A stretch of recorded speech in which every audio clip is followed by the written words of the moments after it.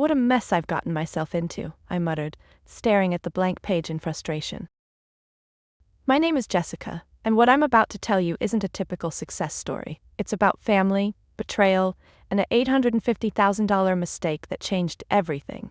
Trust me, you won't see the twist coming. I had always prided myself on being independent. At 35, I had built my investment consulting firm from the ground up. There were no handouts, no favors. Every dollar I made, I earned through hard work, long hours, and sacrifices.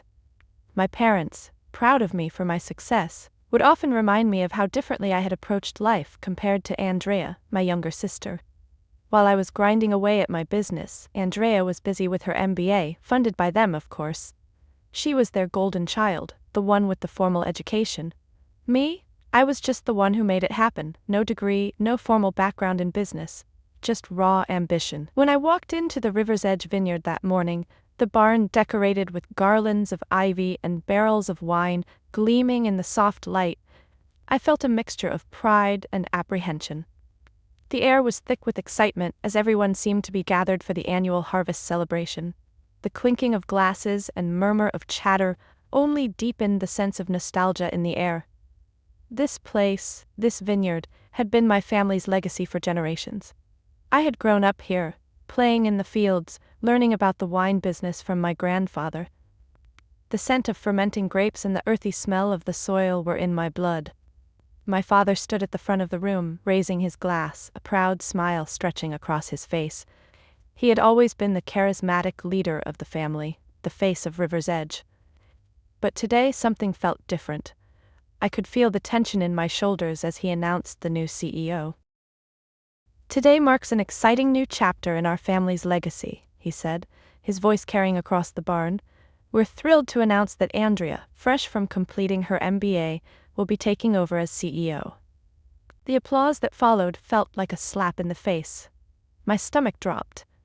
I froze, my wine glass halfway to my lips. I wasn't sure if I was more stunned by the announcement or by the fact that Andrea, who had never worked a day in the fields, never tasted wine like I had, never sacrificed for the vineyard, was going to take the reins. She stepped forward, radiant in a designer dress, the very image of the polished businesswoman. Her eyes glinted with pride as she acknowledged the applause. The room cheered, and my heart sank further. I looked around the barn, the crowd full of familiar faces, and yet, in that moment, I felt completely alone. How could they all be so blind? Andrea? CEO? It didn't make sense. My gaze locked on my mother, standing beside my father, her eyes filled with joy. She looked at Andrea like she was the second coming of Christ. My daughter, she whispered to the person next to her, and I felt an intense surge of resentment bubble up in my chest. I turned away, excusing myself to step outside. The cool evening air hit me like a slap. I felt dizzy, the weight of what had just happened crashing down on me. I had given everything for this vineyard. My money, my time, my sacrifice. 6 months ago I had transferred my entire life savings to save the family business from foreclosure. $850,000, all of it, every penny I had ever worked for. I hadn't hesitated for a second. Family was family, right? When they called, desperate with the bank's foreclosure notice in hand, I had acted without thinking. Why didn't they trust me? I thought, the question rising from deep within. I had saved them. I had saved the vineyard. And now they were acting like it was nothing. I had sacrificed for this legacy. And Andrea? She had been off in business school, her education paid for by our parents. While I was working 60-hour weeks, learning the real meaning of success, she was out posting Instagram photos of the vineyard and enjoying a life of privilege. I pulled my phone from my pocket, scrolling through my contacts. Rachel Thompson's name appeared, and I hesitated for only a moment before I typed out a quick message. I need your help with a family business matter. Are you free to meet tomorrow? Her reply came quickly. 10 a.m. at my office. Bring any documentation you have. The weight on my chest didn't lift, but at least there was a plan now. I could feel the familiar stirrings of anxiety in my stomach as I thought about what was ahead. I didn't want to take legal action. I didn't want to destroy my family. But how could I just sit back and watch them destroy everything my grandfather had built? How could I sit back while they took my money, my investment, and acted as if it meant nothing? I shook my head, trying to clear the fog. The night had been a whirlwind of emotions, disappointment, anger, confusion, but something deeper within me was starting to emerge. I will not let them get away with this. The next day, I walked into Rachel's office, the sharp lines of the city skyline just visible through the windows. It felt cold, distant, nothing like the warm, familiar atmosphere of the Vineyard. Rachel was already sitting at her desk, looking over some papers. She glanced up as I entered, giving me a quick nod of acknowledgement. "Let's get to it," she said, her tone businesslike. I handed her the bank statements, the transfer records. The moment she saw the figures, she raised an eyebrow. "You transferred your entire life savings without any written agreement?" she asked, the disbelief clear in her voice. "They're my family," I replied, my words tasting bitter now. "They called me, I didn't think twice." Rachel leaned back in her chair. "And now they've made your sister the CEO?" she asked, her eyes gleaming with something I couldn't quite place. "Yes," I said, my voice barely above a whisper. "Yes, they have." I closed my eyes, taking a deep breath. What happens now? I asked myself again, but this time I didn't just hope for an answer.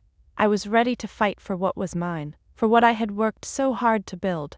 The road ahead would be anything but easy, but I had come this far. And now I wasn't going to back down. The days that followed were a blur.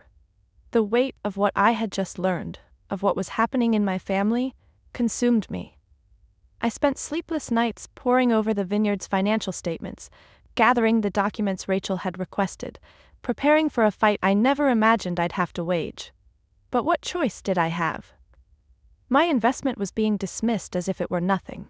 My family was shifting assets behind my back, and I was left standing outside looking in, powerless. It had been 6 months since I transferred the $850,000, my entire life savings, to the Vineyard. I had done it out of love, out of loyalty. I believed in the legacy of River's Edge. I believed in my parents' promise to me, that my investment would secure my place in the family business, that I would be part of preserving what my grandfather had built. But now, with Andrea stepping into the CEO role, everything felt like a lie. I couldn't even look at my parents the same way anymore.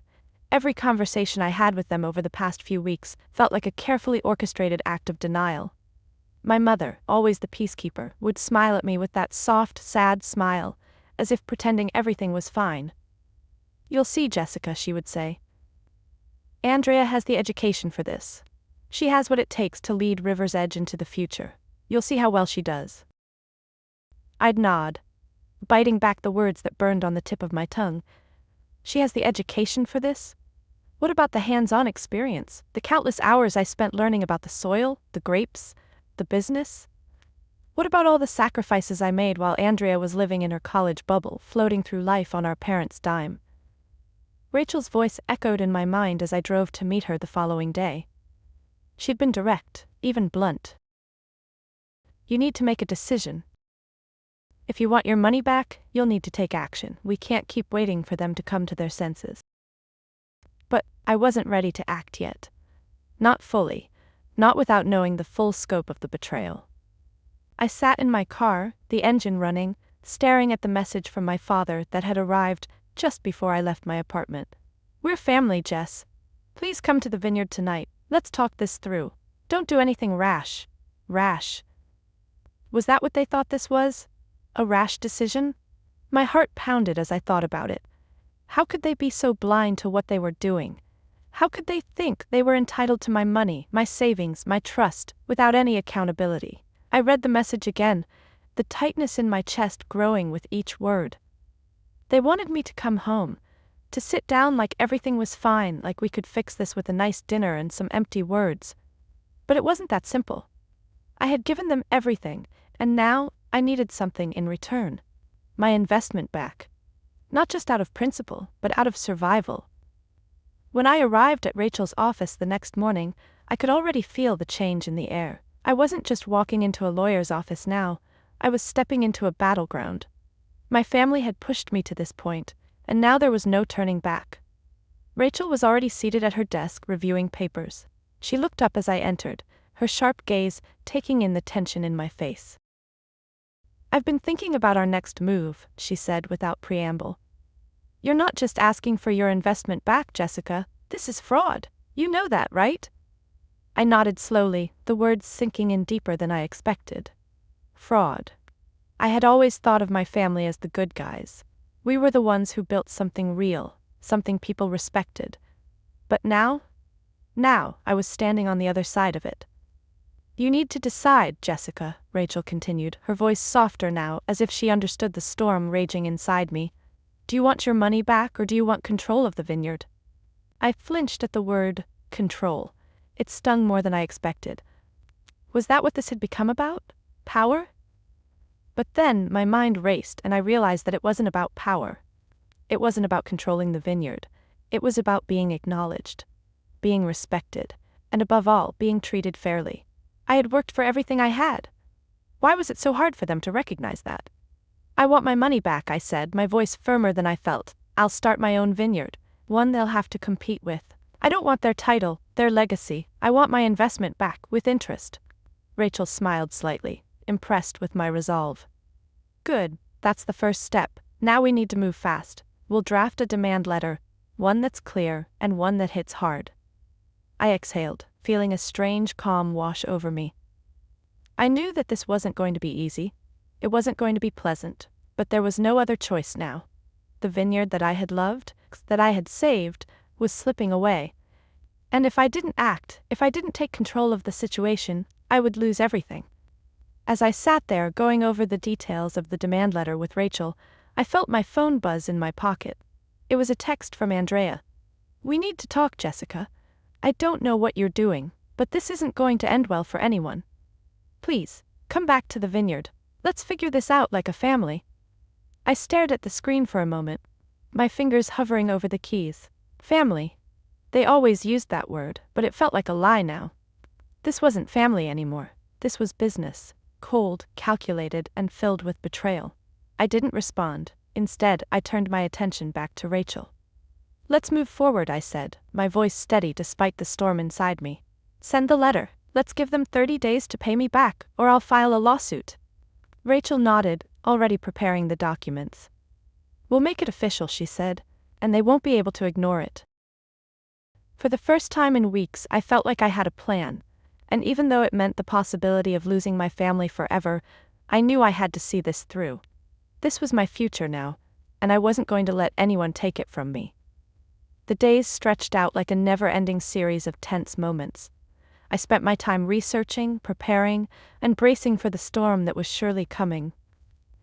Every time I picked up the phone, I expected a message from my parents or Andrea, begging me to reconsider, to come back into the fold. But the truth was there was no way back. I had crossed a line, and now I had to see it through. Rachel had wasted no time. By the time I left her office, the demand letter was already drafted, precise and to the point. It detailed every penny of my $850,000 investment, the promises that were made to me, and the betrayal that followed. The letter wasn't just a request, it was a demand for my money back, with interest or legal action would follow. It was clear, it was firm, and most importantly, it was non-negotiable. I felt a small flicker of satisfaction when I saw the letter in my inbox. It was a step forward, a small victory. But it wasn't enough. I knew my family would resist. I knew they'd fight back, and I knew that the moment they received the letter, they would panic. When the letter landed at River's Edge, I could almost hear the collective gasp that would echo through the vineyard. My phone started buzzing immediately. The first message was from my mother. Jessica, please, let's talk this through like we always have.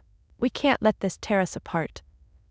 I stared at the message for a long moment, feeling my anger rise again. Every time she said talk this through, it was as if she expected me to forgive and forget, to simply accept their betrayal without holding them accountable. But this time was different. There was no going back.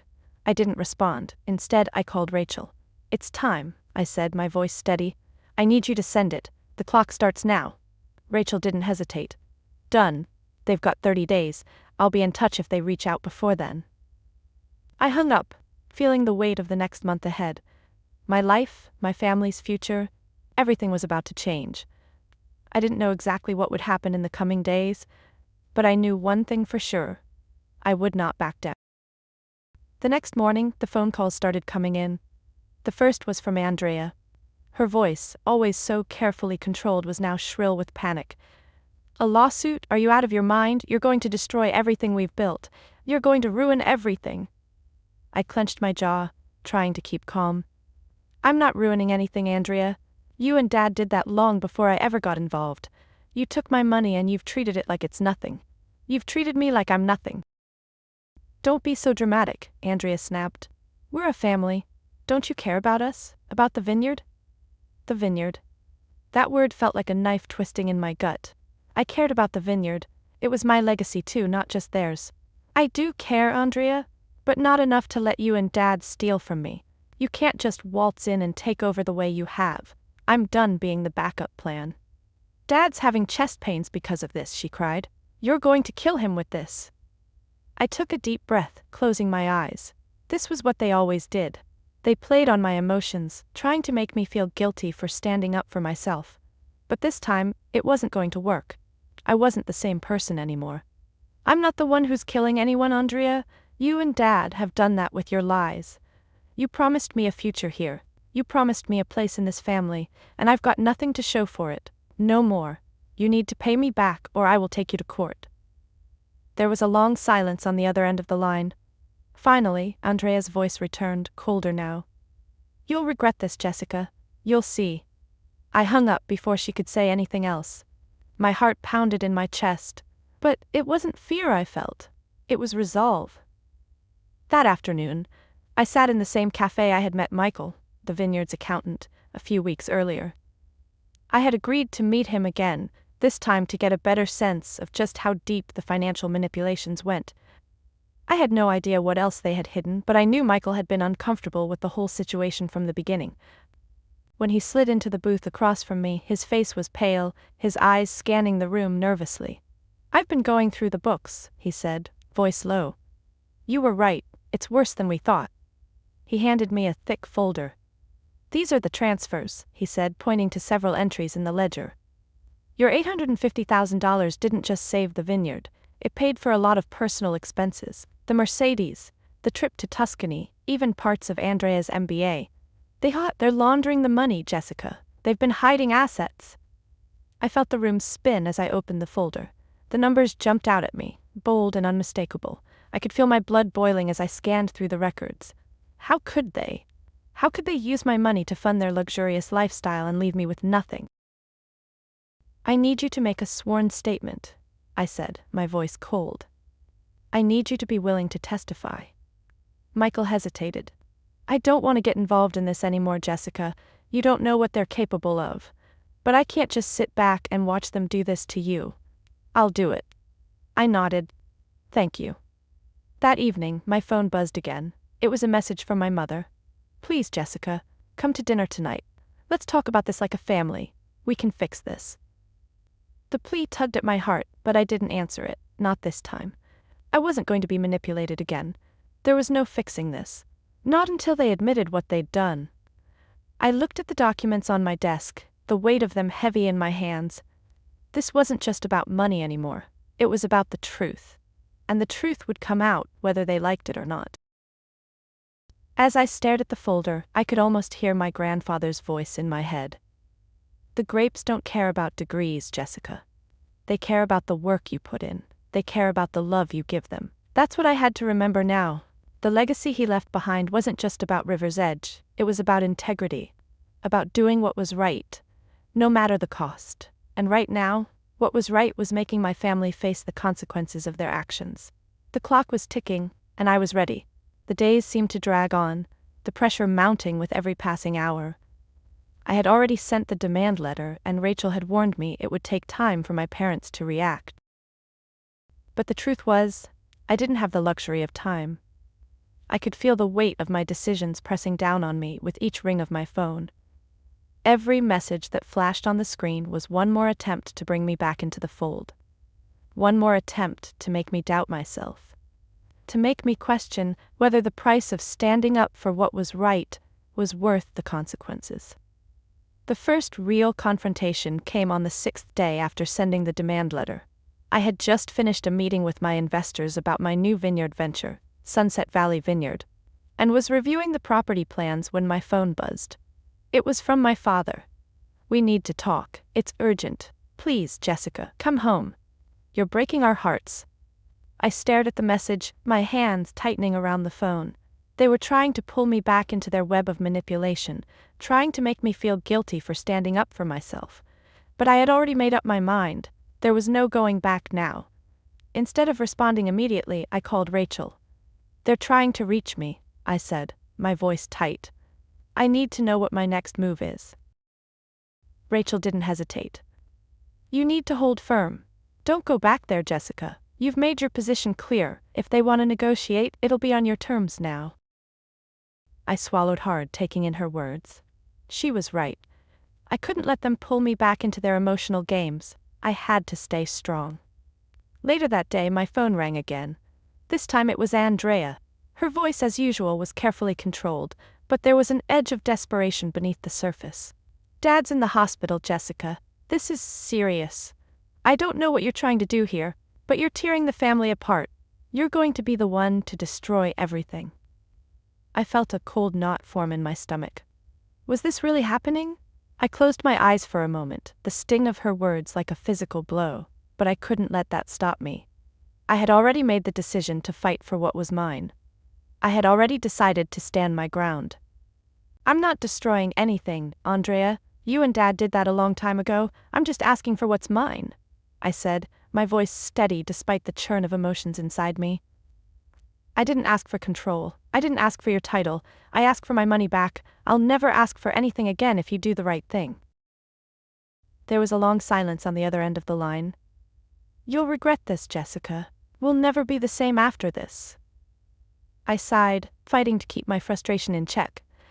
I already regret not asking for something more in return when I saved the vineyard, but right now, I just want my investment back. That's all. Before Andrea could respond, I hung up. The next day, my phone rang once more. It was from my mother. This time, the message was simple but clear. "Please, come to dinner tonight. We can talk about this like a family. I know we can fix it. Just come home." I felt a flicker of guilt in my chest, but I shoved it down. They were trying to do it again. Use my love for them against me. I wasn't a child anymore. I had made my choice. And the only way to fix this now was for them to take responsibility. I didn't respond. Instead, I called Rachel again. "They're still trying to convince me to come back," I said, trying to hide the weariness in my voice. "I don't know how much longer I can ignore them." "Don't ignore them, Jessica," Rachel said firmly. "Let them try. Let them make all the noise they want. You've done nothing wrong. They know exactly what they did. You just need to stand your ground." I took a deep breath, feeling a new sense of resolve wash over me. "You're right, I won't back down. They can't keep manipulating me."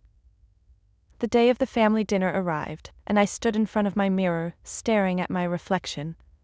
I had been so sure of myself when I made the decision to stand firm, but now, in the quiet solitude of my apartment, I couldn't help but wonder, what would it feel like to walk into that room and face them again? But then I remembered why I had to do this. I remembered the conversations I had with Michael, the accountant. I remembered how my father had promised me a place in the business, a future that was now being stolen from me. And most of all, I remembered the legacy of the vineyard. It was mine as much as it was theirs, and I wasn't going to let it slip away. I grabbed my coat and headed out the door. I wasn't going to dinner to reconcile. I was going to face them, to demand my money back. When I arrived at the vineyard, the tension in the air was palpable. My parents were sitting at the dining table, their eyes red-rimmed as if they had been crying for hours. Andrea sat across from them, her face a mask of quiet defiance. "Jessica," my mother said softly, standing to greet me. "Please sit down, let's talk this through." I didn't move. "We've talked enough, Mom," I said, my voice cold. "It's time to make this right." My father's eyes flickered with frustration. "I don't know what you want from us, Jessica. You know we can't just pull that kind of money out of thin air. We've mortgaged everything, we've tried." "Not hard enough," I replied. "I gave you everything I had, and now, I want it back. You promised me a future here, and I want it. I don't care if that means tearing the vineyard apart. I just want what's rightfully mine." Andrea stood up, her expression shifting from calm to fury. You think you can just walk away with everything? You think you've worked harder than anyone here? You've never had to sacrifice anything." I met her gaze head on. "I've sacrificed more than you'll ever know, and right now, I'm demanding what's mine. If you don't give it to me, I'll take it." The room went silent, the air thick with tension. My parents exchanged glances, but it was clear they knew they were cornered. The money wasn't the issue anymore. It was the trust, the betrayal, and the undeniable fact that they had been caught. 30 days, I said finally. "Return my $850,000 with interest, or I'll file the lawsuit. I'll bring the full force of the law down on all of you." For the first time in this entire ordeal, I felt a rush of something powerful. Control. My family had always held the power, always had the upper hand. But not anymore. This was my fight now, and I was going to win. I turned to leave, but before I could step out the door, my father's voice stopped me. "You've changed, Jessica," he said, his tone soft, almost pleading. "This isn't who you are." I paused for a moment, my back still to them. "No. This is who I am now." And with that, I walked out of the room and into the future I had to build for myself. The following days felt like an endless march toward an uncertain future. Despite the weight of my decision, a strange sense of clarity settled within me. The vineyard, my family's legacy, was now in my rearview mirror. I wasn't turning back. The road ahead was paved with legal battles, but I wasn't afraid.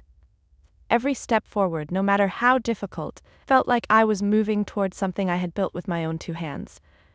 It wasn't just about the money anymore. It was about forcing my family to face the truth of their actions. About making them recognize that the vineyard wasn't just theirs. It was mine too. I had every right to be part of it, to have a place in it.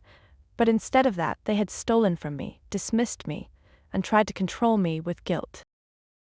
My phone was silent for a few days, but I knew it wouldn't last. Then the calls started to come in. The first was from Andrea, her voice trembling with what I could tell was barely contained panic. "Jessica," she began, sounding frantic. "You don't understand what you're doing.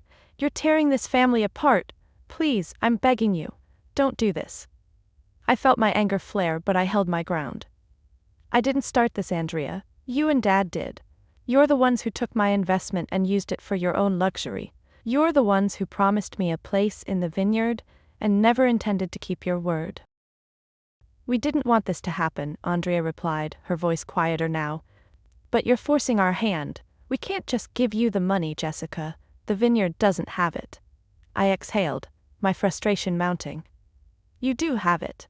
You've been hiding assets, shifting things around. You've been using my investment for personal expenses. Don't tell me you can't find the money. You just don't want to." She didn't answer for a long moment, and I knew it was because she was trying to find a way to shift the blame back to me, to manipulate me into backing down. But I wasn't going to let that happen. "Tell Dad I'll be filing the lawsuit in 30 days if I don't get the full $850,000 back with interest," I said firmly. "There's nothing more to discuss." I hung up, the silence that followed deafening. My chest tightened, but I couldn't afford to let the guilt creep in. This was the only way forward. The next day, I met Rachel in her office again. The urgency of the situation was palpable. My phone had been blowing up with messages from my parents, from relatives, even from some of the vineyard staff. Everyone seemed to be scrambling, trying to find a way to make me back down. But I had already made up my mind. Rachel and I had worked through the details of the lawsuit, and she had prepared the documents. My parents had no idea what was coming, and I wasn't going to give them a chance to pull any more tricks. "Do you think they'll try to settle before we file?"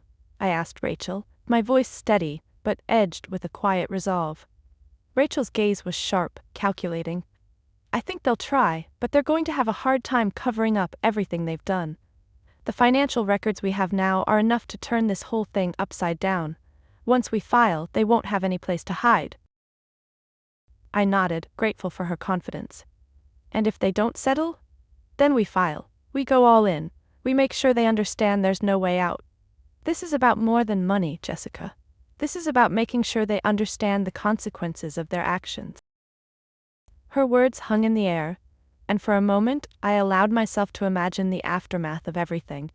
It wasn't just about getting my money back.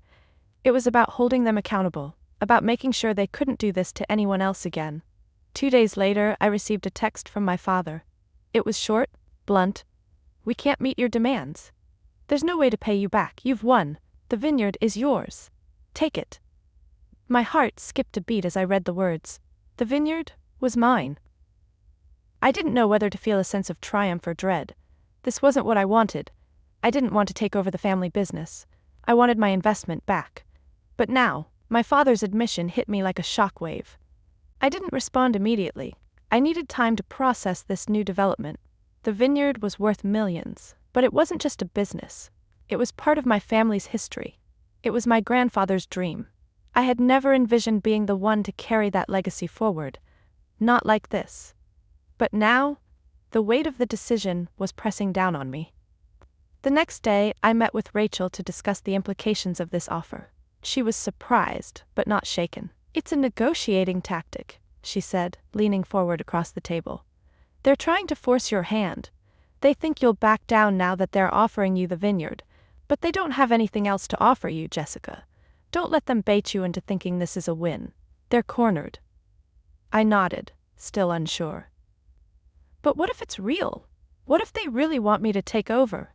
What if this is their way of trying to fix everything? Rachel's eyes softened for a moment. "If they're offering you the vineyard, it means they've already lost. They've made too many mistakes and they're trying to offer you the one thing they think you might want. But Jessica, you need to remember, this isn't about the vineyard. It's about the money. It's about what you were promised. It's about your place in this family." I sat back, taking it all in. My head was spinning, but Rachel was right. This wasn't about the vineyard. It was about making sure my family understood the depth of their betrayal. They had used me, dismissed me, and tried to control me. "I'll give them one more chance," I said, my voice firm, "but I'm not backing down. If they can't meet my terms, I'll file. I'll take it all the way. No more games." Rachel smiled, a hint of admiration in her eyes. "That's the spirit, Jessica." That evening I received another message from my father, but this one was different. He was pleading, asking me to meet him in person. "Please, just come home, we need to talk. This has gone too far." I stared at the message for a long time. I had no idea what kind of game they were playing now, but I wasn't going to fall for it again. I replied with a simple message: "I've made my decision. I'll see you in court." The clock was ticking, and there was no turning back now. My family had forced me into a corner, and now they would see what it felt like to be on the receiving end of a fight for what's rightfully mine. This wasn't just about money anymore. This was about making them understand that I wasn't a pawn in their game. I was a force to be reckoned with, and I wasn't going to let them get away with it. The days following my last message to my father felt like an eternity. There was a heavy, suffocating silence hanging in the air.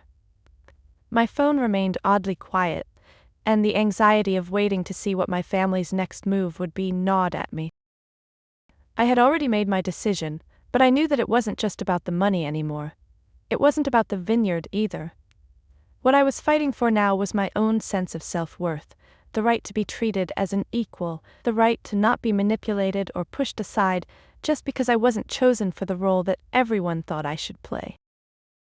Every corner of my apartment, every quiet moment, was filled with the echo of what was coming, the lawsuit that would expose everything. I thought of my grandfather's legacy, the way he had cultivated the land with his own hands, turning the soil into something more than just a business. He had done it with love, care, and respect for the process. And now it felt like all of that was slipping away. But not in the way I thought. The vineyard, the business, my family's legacy, it all belonged to me too. And if they couldn't understand that, if they were going to try and steal it away from me, then I would fight for it. I wouldn't let their greed win. The call came at 10 a.m., the day after I had sent my final message to my father. It was Michael, the accountant who had become an unexpected ally. He sounded tense, his voice dropping to a low whisper. "Jessica, we need to talk. I've got some more information that you need to see. It's urgent." I felt my stomach flip. My hand tightened around the phone as I responded. "What is it?" "It's about River's Edge," Michael said, his voice shaking with barely contained urgency. "The accountants have been moving money around. transferring assets to different accounts. They've set up an LLC under the name River's Edge Holdings to protect their assets. Your parents are trying to hide everything. I've seen the transfer records. They've been quietly pulling the Vineyard's value out of the original company, siphoning it off to this new entity. They're not just avoiding paying you, they're actively working to ensure you can't claim anything. I felt the color drain from my face as the realization hit. They've been planning this all along. I didn't know whether to feel betrayed or just disgusted, but the thought of them doing this behind my back, the very people who had promised me my place in the business, sent a cold shiver down my spine. "Where are the records?" I asked quickly, my mind already racing. "I need those documents, Michael. I need proof." Michael's voice trembled as he spoke. "I've gathered everything, but it's not just financials this time. They've been preparing for this. They think they've covered their tracks, but I've found the transaction logs. I've also got emails and notes from your father's meetings with the board. You need to act fast." "Get everything to me," I said, my voice hard with resolve. "I'll have my lawyer draft a formal complaint. We'll use everything you've found. This time I'm going to make sure they can't hide anymore." "I'll send it all over," he replied. "But Jessica, be careful. If they catch wind of this, they'll do everything they can to shut you down." I hung up the phone, the weight of the information settling into my bones. They had thought they could outmaneuver me, that I wouldn't find out what they were doing, but they underestimated me. This was my fight, and I would see it through to the end. The next day, Rachel and I reviewed the new documents Michael had provided. The detailed records confirmed everything I had feared. River's Edge was being systematically stripped of its assets, and my parents had orchestrated it all to make sure I had no claim to the vineyard. They had already transferred most of the tangible property and funds to River's Edge Holdings. They had been preparing for the worst-case scenario, and now it was here. Rachel's voice was calm, but there was an undeniable edge to it. "This changes everything, Jessica. We've got them now. They've committed fraud, plain and simple. With these documents, you've got more than just a case for your investment back. You've got enough to take them to court for financial manipulation. They won't be able to hide from this." I took a deep breath, my heart pounding in my chest. This wasn't about money anymore. This was about their arrogance, their belief that they could manipulate me and walk away without consequences. It was time to make them pay, not just with money, but with everything they had tried to hide. "I'm not just taking them to court," I said, my voice cold with determination. "I'm exposing everything. I'll make sure the world knows exactly what they did. They're going to pay for this." Rachel smiled, a hint of approval in her eyes. "That's the spirit, Jessica. Let's get this letter sent. We've got 48 hours. No more waiting." The demand letter went out by the end of the day, outlining everything. The $850,000, the fraud, the financial mismanagement, and the assets siphoned into the new company. I had made it clear, if they didn't return my investment with interest within 48 hours, I would file a lawsuit. Not just any lawsuit, but one that would open the doors to their financial records, exposing everything they had tried to hide. The waiting was excruciating. The clock was ticking. 48 hours. My father had no idea what was coming. My mother was trying desperately to find a way to smooth things over, but there was no going back now. The final act had begun. The next morning, just as the 48-hour deadline was approaching, I received a call. It was from James Turner, the loan officer I had worked with before. He had been in touch with my parents, and I could hear the strain in his voice as he spoke. "Jessica," he said, his voice tight, "I've been told to inform you that your family is willing to settle. They've agreed to meet your demand." I felt a flicker of triumph, but I didn't let it show. "And what else?" I asked, my voice calm but with an edge that made him pause. "There's more," James replied, lowering his voice. "Your father has asked to meet in person. He wants to talk about a settlement." I frowned. "Tell him I'll meet him, but only with my lawyer present. I'm not negotiating without full transparency. If they want to settle, they'll have to agree to all my terms." "Understood," James said, and I could hear the relief in his voice. "I'll set it up." I hung up the phone, my mind racing. This was it. The moment of reckoning had arrived. They had finally realized they couldn't hide anymore, that their time was up. I wasn't just going to take the money back. I was going to make sure they understood the cost of their lies. The battle wasn't over yet, but I knew one thing for sure. When I walked into that meeting, I would be the one holding all the cards. The day of the meeting arrived, and with it, the culmination of everything I had worked for, everything I had endured. My heart raced as I drove to the office where I would meet my parents, where I would finally confront them face to face and make them see the cost of their betrayal. For months I had been running on anger, frustration, and the quiet fire of determination. But now, as I pulled into the parking lot, I could feel something else settle in, the calm before the storm. Rachel had made sure we were fully prepared for this moment. We had reviewed every document, every transaction. We had our evidence, we had our facts, and we had the leverage of my family's wrongdoing. They thought they could force me into submission, that I would back down. But they had underestimated me. They had no idea what I had in store. I walked into the office building with my head held high, the echo of my heels against the polished floor steady and unshaken.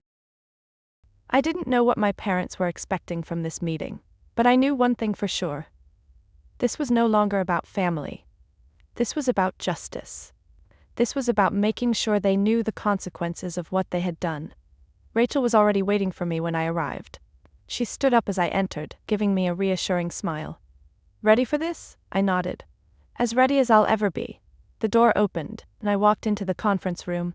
My parents were already seated at the table, their faces drawn, tired.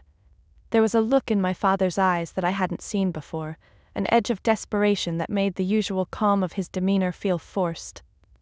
Andrea sat beside him, her arms crossed, her expression one of simmering frustration. She hadn't been prepared for this either. None of them had. "Jessica," my father began, his voice strained. "We didn't want it to come to this. Please, just let's talk this through." I cut him off before he could continue, my voice steady but firm.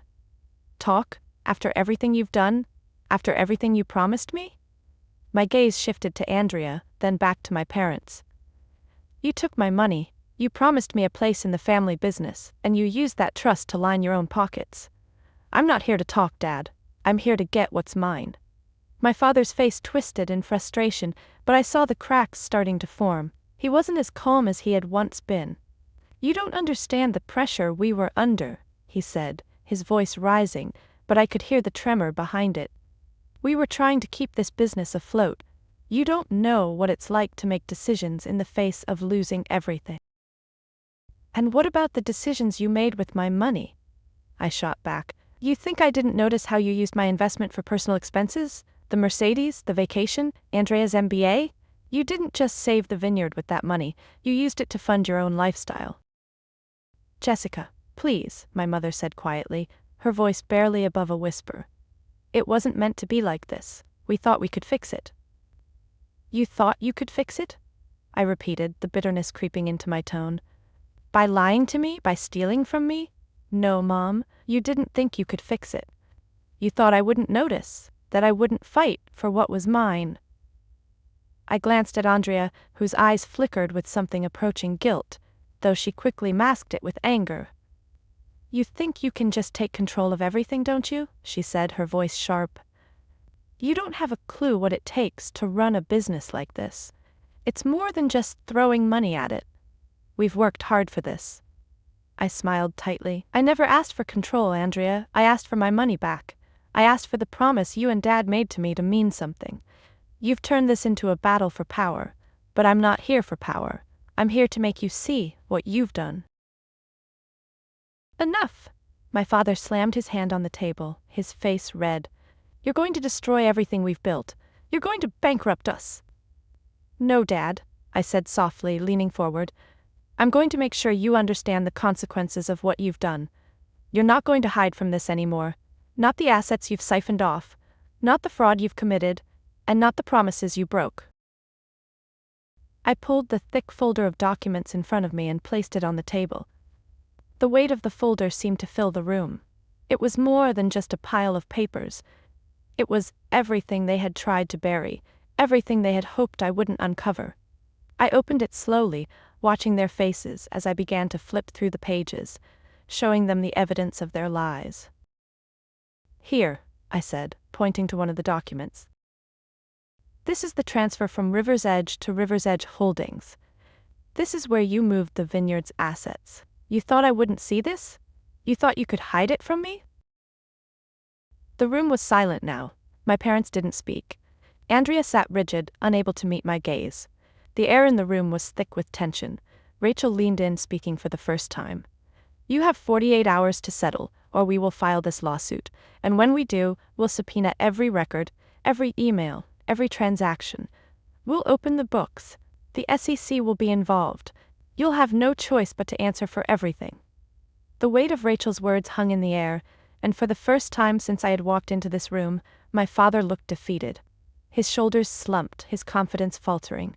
Andrea's face was twisted with frustration and fear, and my mother sat quietly, her hands folded in her lap, unable to speak. "I've given you enough time to make this right," I said quietly. "Now, you'll either pay me back in full, or we'll go public with this. And trust me, this is just the beginning." There was a long pause, and then my father spoke again, his voice hoarse. "We don't have that kind of money, Jessica," he said. "We'll have to take out loans. We can't pay you back all at once."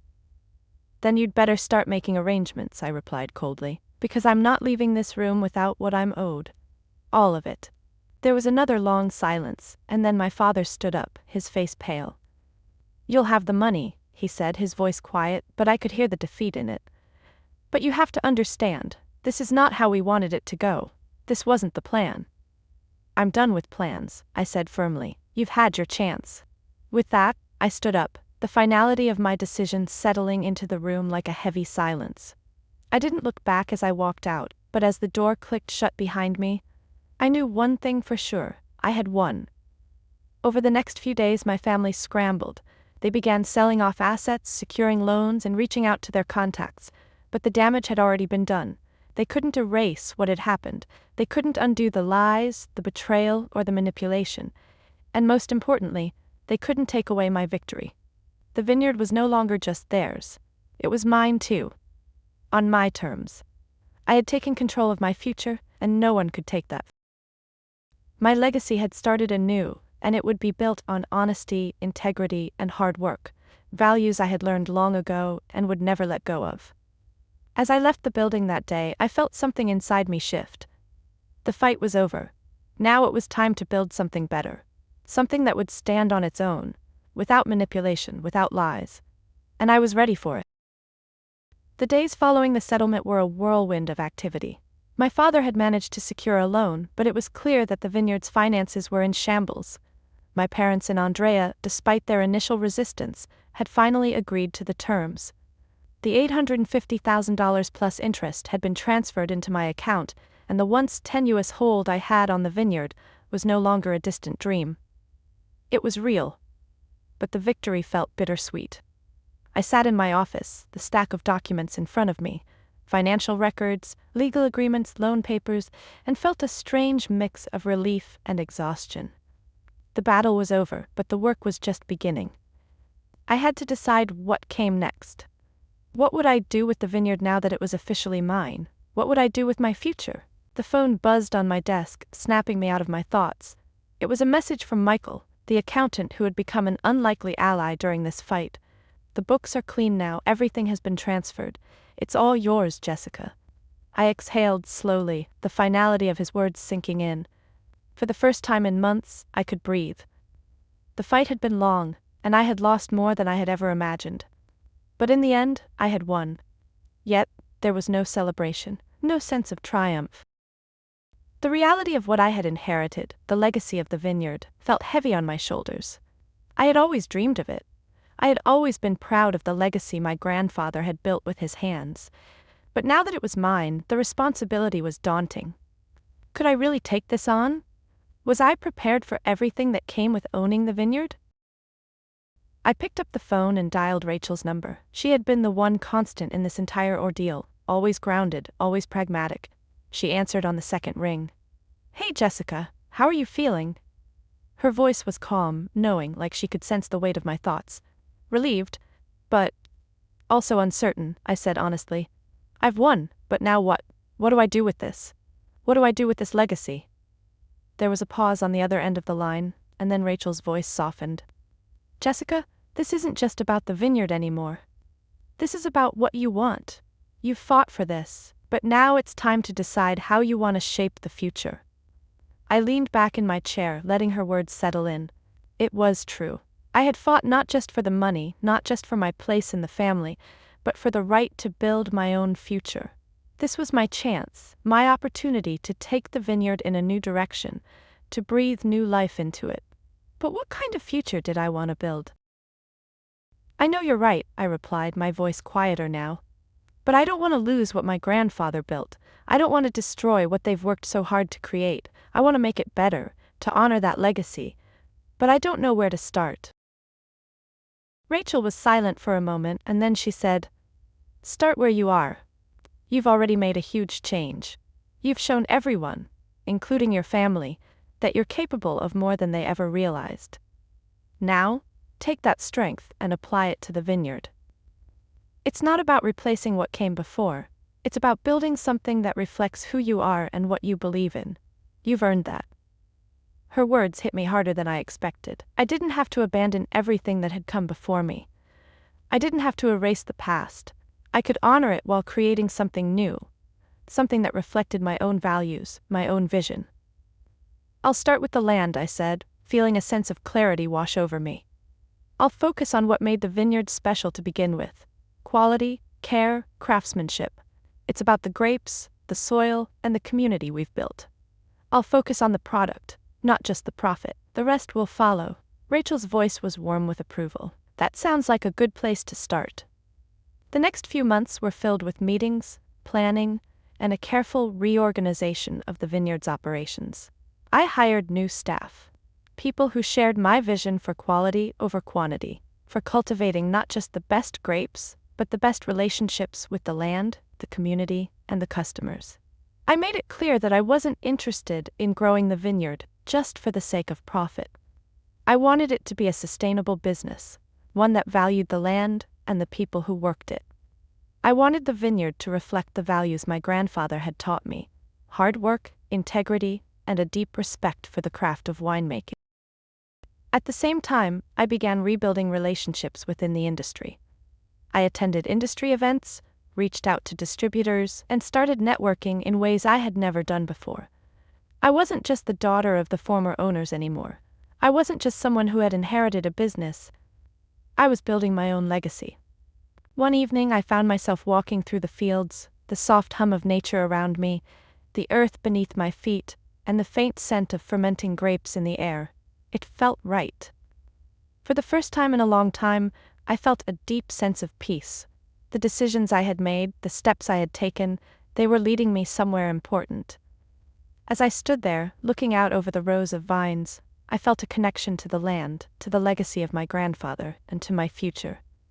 The vineyard was no longer just a place filled with memories of betrayal. It was a place where I could build something new, something that was mine. My future was no longer defined by the mistakes of the past. It was defined by what I was going to do next. I pulled out my phone and sent a text to Michael. Let's plan a tasting event soon. Let's show the world what River's Edge can be now. But this time, it will be on our terms. As I pressed send, I felt a sense of determination settle in. This wasn't just about saving the vineyard. This was about creating something that would stand the test of time. A legacy that I could be proud of. A legacy built on my terms. And as I walked back toward the office, I knew one thing for sure: the future was mine to create.